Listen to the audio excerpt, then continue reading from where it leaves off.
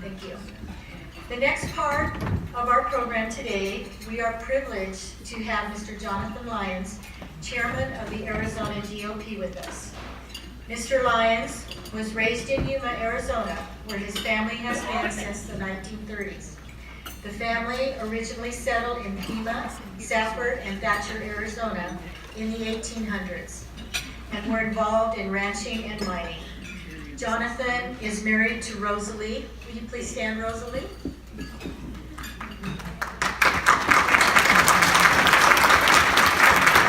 we have 11 children. Doesn't she look great?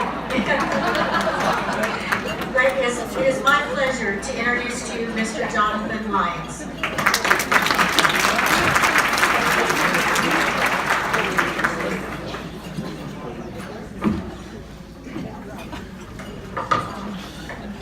Children.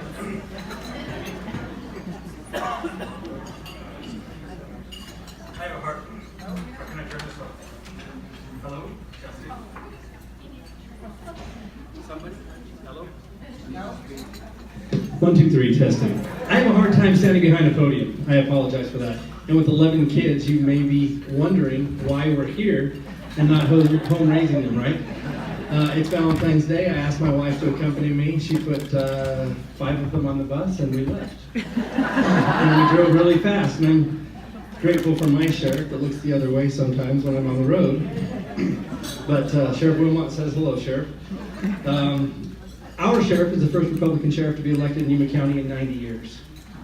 Historically, Yuma is 66% Democrat and 66% Hispanic. So we've been behind the curve. We've always been able to win the down ballot races, but we've struggled for the top ticket races. And I wanted to make sure that that never happened again. So going into this last election, we approached things a little bit differently. I had been the chairman of the Yuma County Republican Party, serving 3 terms. And I realized what was at stake. I was tired of seeing Obama in the White House. And for dang sure, I wanted to make sure that the Clintons did not get back to the White House, right? There was a lot to do. And by the way, from where I'm standing, to be with the largest women's Republican club in the United States, I am dumbfounded. I am amazed. I am very honored to be here with you. I got my start in politics at the ripe age of 9 years old, when my grandmother said we're going to go knock doors for a guy named Ronald Reagan. And as a 9-year-old, I had no idea what that was. She then hired me, and she said, you're going to come over after work, and you're going to work 2 hours a day for me. When I got that first check, which was like $16, I was extremely happy. But what I was frustrated with is that she actually took taxes out. And I wanted to know what that was about. And I believe that's what she was looking for. And she taxed me at a really high rate. And I didn't understand it. And I said, Grandma, what's going on? My grandfather started laughing at me, and I went back into the house. And I said, Grandma, seriously, what's all this money for? And so she made a list of where my money goes as far as taxes. And I said, well, we better get back to knocking doors for President Reagan, or making sure that he becomes the president. So that was my introduction to politics as a 9-year-old. I then realized a little bit later on that both she and my great-grandmother were Goldwater girls, and that they had always been actively engaged in working for the conservative Republican cause. And I am very grateful for women like that who set a very strong example of what I needed to do and how to be involved in society politically. When you have discussions or when you're out in society, especially polite society, right, you're not supposed to talk about 2 things: politics and religion. Those are sometimes some of the most important things that we can talk about. And oftentimes we worry about offending the people around us. I have had the opportunity to talk a little bit about my religion because I've got 11 kids. They say, you're Mormon or Catholic? Right? We're Mormon. I'm the oldest of 10. My wife's the youngest of 12. We had 11. It was what we could do. I'm building the Republican Party 1 vote at a time. I'm doing my part. So if you just started to have a family, Let's step it up, because there's a lot of work to do. All kidding aside, we've got a lot to do in Arizona. Why would somebody with 11 children, a few businesses, my wife and I just started our first subdivision. It's an infill. I've got a medical professional complex. I don't sleep, maybe 4 or 5 hours a day. She doesn't sleep. We've got a lot of children. We're actively engaged in the community. I've done a lot of stuff there. Why would we be involved at this level? Well, you see what's happening, and you see what's happened in other states around this country. There's that saying, what goes in California, you know, typically that trend, and I don't remember the exact phrase, but so goes the rest of the country. I'm tired of the Californians. I like the fact, okay, and I don't want to offend anybody. I lived in California for 3 months, and that was it. But it was Orange County, and it was a good place because that's a conservative county, right? But 3 months was long enough. I couldn't shoot. I couldn't do anything that I wanted to do. It's not a free state. How many of you might be from California? See, I thought so. I apologize. I love going to San Diego on the weekend, but I love to come back home. And why did you move from California? Cost of living, taxes, etc., etc. So your vote would count. It's interesting because my wife and I enjoy shooting sports to the nth degree. I've got a son that was a national champion twice. I love the Second Amendment. That's something very near and dear to my heart. And oftentimes when we're in the desert, especially when we go to a formal shooting range, people will show up from California and they're like, hey, we want to shoot. Okay. And they'll stand there and just look at me. Well, who do I have to check in with? Nobody. Go ahead and shoot. And they'll stand there, and it makes me a little bit uncomfortable. And I said, how can I help you? Well, we're just not sure what to do.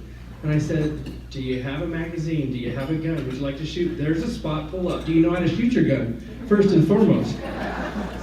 Coming from California, maybe they haven't had that opportunity. But that's what we're faced with, right? And as the other states around us continue to deteriorate, we are faced with an incredible amount of people who look to Arizona to be the example. And they're actually moving here. Governor Ducey has done a heck of a job bringing new companies to Arizona. It's amazing. We're going to top 7 million in our state. We're going to probably pick up 2 new congressional districts, which is amazing, to be able to increase our representation into Congress. Will they be Republican or will they be Democrat? Right now, as we sit here, that line is being drawn in the sand. We see where President Trump was elected by a 3% margin in a very red state. That scares me. Right now, I'm just going to give you a few stats. Right now, Kirsten Sinema, running for the Senate seat, that will be vacated by Jeff Flake, has a war chest of $5 million. The other 3 combined candidates reported their first quarter earnings or what they have in the bank, cash on hand, as less than $2 million. Tom Steyer, a California Democrat, has targeted Arizona and will put $20 million against us. George Soros continues to put money against us. I'm a little bit worried. So that's why we're here. That's why we're actively engaged. Saturday, I started the morning, it was about 4 o'clock we left Yuma, got to Tucson about 8 o'clock, spoke to the women there, then went to Casa Grande, spoke to the women there.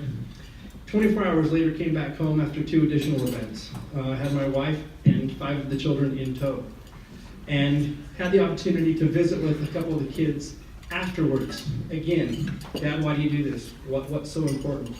And having this same type of a discussion. Sons, 5 of them were with us are sons. I have 8 boys. We have 8 boys and 3 girls.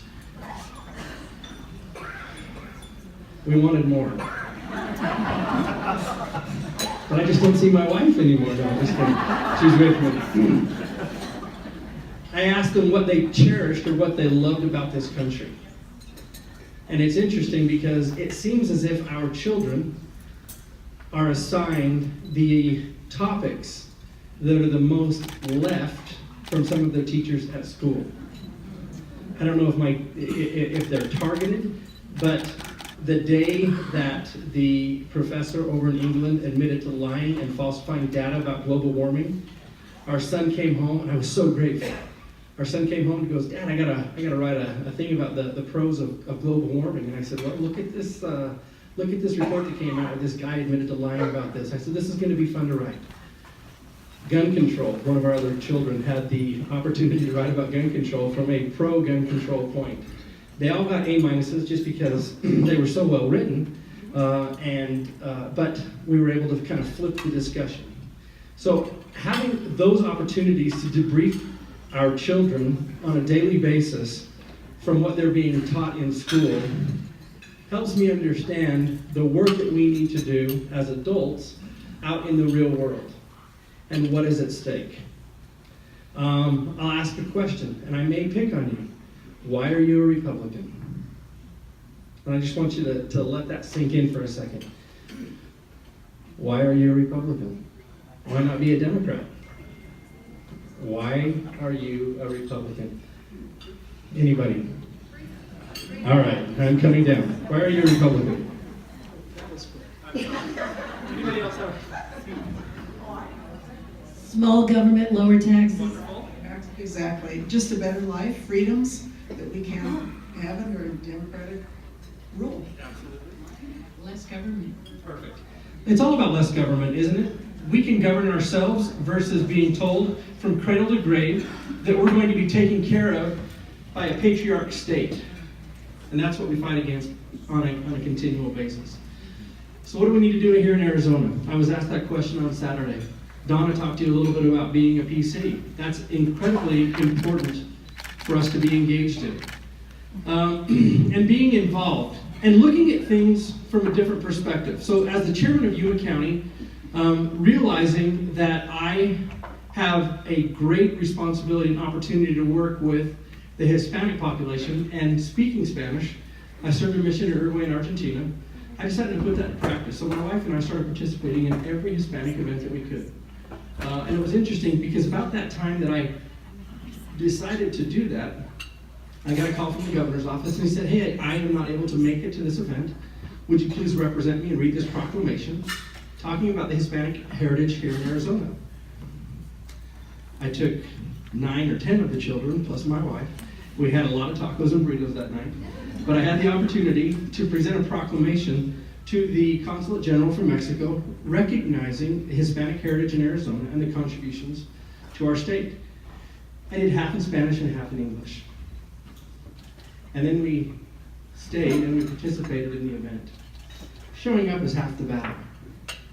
Showing up and showing genuine interest in the people that are around you.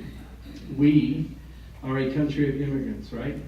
And we will continue to see people immigrating to the United States because whether they understand why they're coming here or not, it still is that land of opportunity. And we have a profound responsibility, and I want to remind you of what President Reagan said, that we are the last bastion of what? Freedom. And I look at our state and compare it to other states. I would say that Arizona is the last bastion of freedom in the United States. It's ground zero. We're being targeted. We will have 20 from Tom Steyer thrown against us and countless millions from Soros thrown at Arizona. So what are we going to do? What are the steps that we need to take? Start by identifying where we can make a difference with our neighbors, with our friends, in our own community. I'm happy to report that after participating in that one event, plus participating in many other events, and it was kind of the perfect storm. I was also the chairman of the Economic Development Corporation, which is the cities, the county, and about 400 business entities.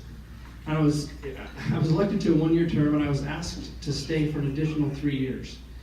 And I had 4 Democrat mayors on my board, on my executive board. And when we went into the downturn, they each asked me, well, what can we do for our cities? One of the cities decided to raise their taxes after building a gigantic Walmart, which employs probably 3/4 of the people in town, hoping that they would attract the business from the people coming across the border. it's interesting because it was a great law, or a great opportunity to talk to them about the law of economics and what people are willing to do in order to save a buck, right? So when they looked at the down ticket items, like $200 and down, people would shop local. If they had to spend 4% more on their taxes, they were willing to drive 20 miles for those big ticket items. And I asked them, I said, take a step back.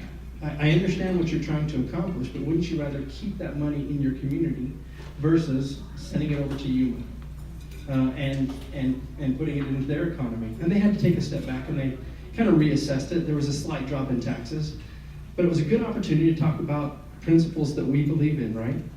Instead of trying to grow government, the only way that you can actually grow your communities is to grow the businesses and provide an opportunity and an ability for them to thrive. Right before I got up here, I received a text from the governor's office. So far, 666 regulations have been cut in Arizona. Match that with what President Trump has done. That's amazing.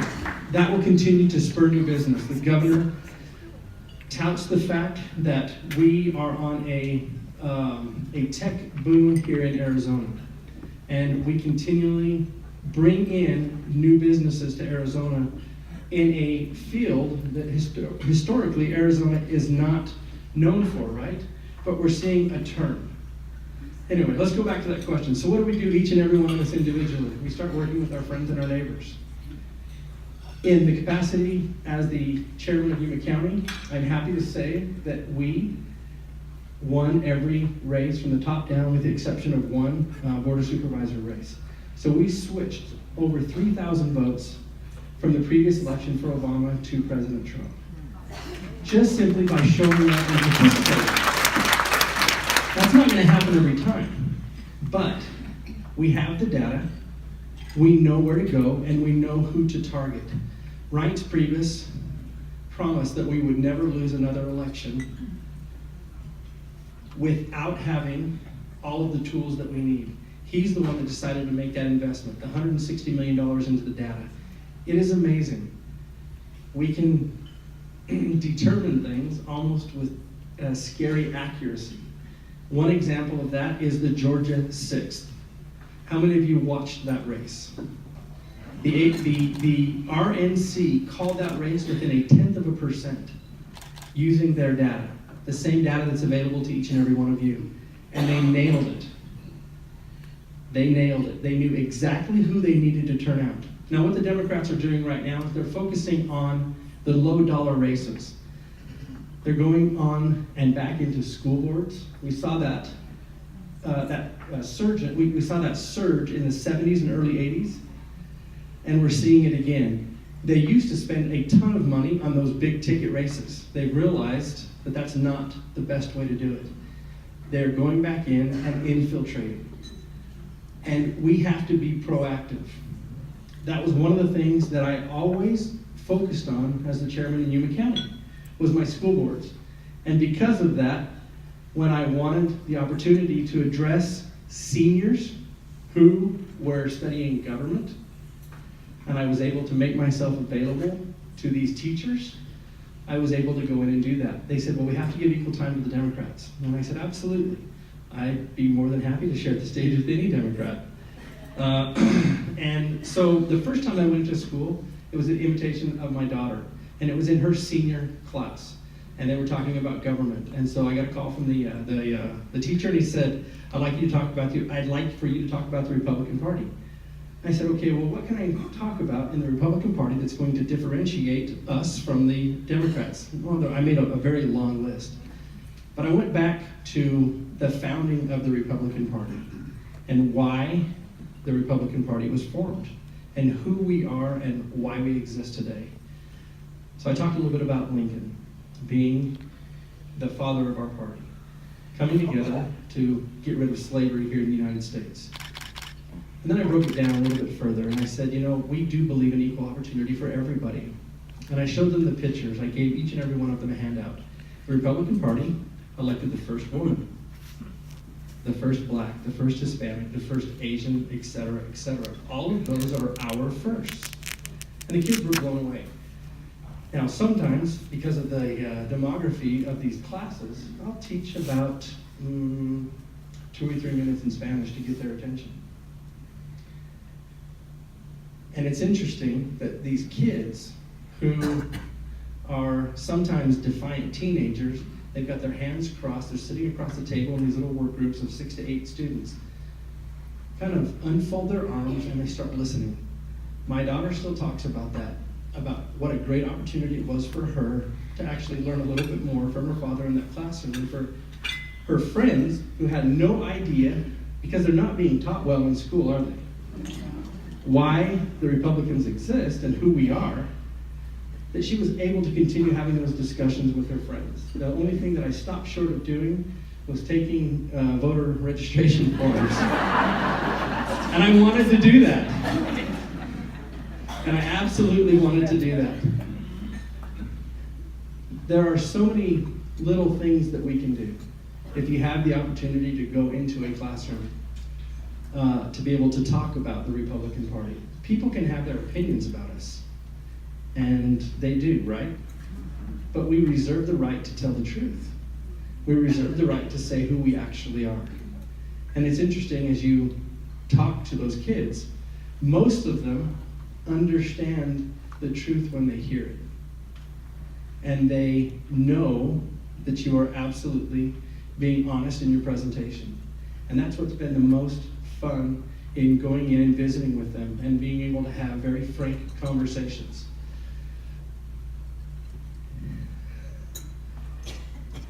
I often get asked about a particular person inside the Republican Party.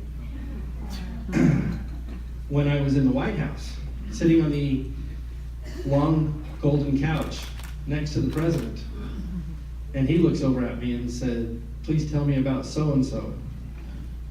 And he asked me 5 different times. And I got back under the edge of my seat and kind of made me uncomfortable, because when you have the president in his office asking you about what you're going to do to defend your state, he's asking you about individual candidates. I had to remind him, and I'm so very grateful for the vice president. For lots of different reasons, but he had my back that day. And the president put me on the spot, and there were 10 chairmen in the Oval Office. And this was 5 months ago. And he said, "Please tell me about your plans to keep Arizona red." And we had to lay out our plans. It was a 12-hour day in the White House. I didn't necessarily realize that I would be in the White House talking to the president about how to keep Arizona red when I was elected to be the chairman last January, right? And I sat there, and it was kind of a surreal experience. But he asked me, "What are you going to do? And what role does the party play?" And I laid out our plan and our structure. And then 5 different times in 5 different ways. And the night before, I called Jeff DeWitt, and I said, "It's not on our schedule, but I see we have some soft time.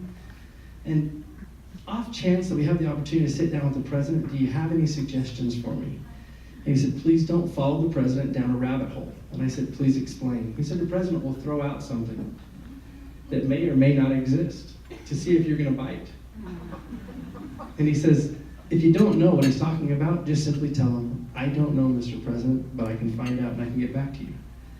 Well, he pressed me. He changed the question 5 times, and I scooted closer to the edge of the seat. The vice president could tell I was getting a little bit uncomfortable. And I said, "Mr. President, this is exactly what we're going to do. The party remains neutral. We are here to raise money and to focus on voter registration. That's our function. And then after the primary, then we will get behind the candidate that wins, whom the people have selected, and make sure that they are able to retain that office and we're able to keep that seat." He crossed his arms, he sat back in the chair, and I thought, oh no, what else is he going to ask me? Because I was the last chairman to have that discussion. And he said, "That's a good answer." He stood up, he walked over to me, he gave me a fist bump, and he said, and I'm quoting now, "You're doing a hell of a job for Arizona." And I melted, and I sat there and I said, "Thank you, Mr. President." He goes, "Let's go get a picture at the Resolute desk." So we walked over to the Resolute desk. But thinking about that, standing there behind that desk, standing next to the president, the vice president, and I backed away because the vice president came in on the side and I said, "Why don't you stand over?" And he goes, "No, I make a good bookend." And I said, I am very grateful to be able to be standing between both of you. We've got a lot of work to do. And as I stood there in that office, having that surreal experience, looking at the fireplace, looking at that picture of Washington, thinking about everything else that had gone on in that office, I was very upset that Monica Lewinsky had been in that office. And it detracted for 1 second. But then I thought about the rest of the great men and women who had been there. And I was humbled. But I wasn't there for myself. I was there on behalf of each and every one of you. So you're doing a great job in Arizona. That's something to be proud of. Nationwide. You're doing what you're supposed to be doing.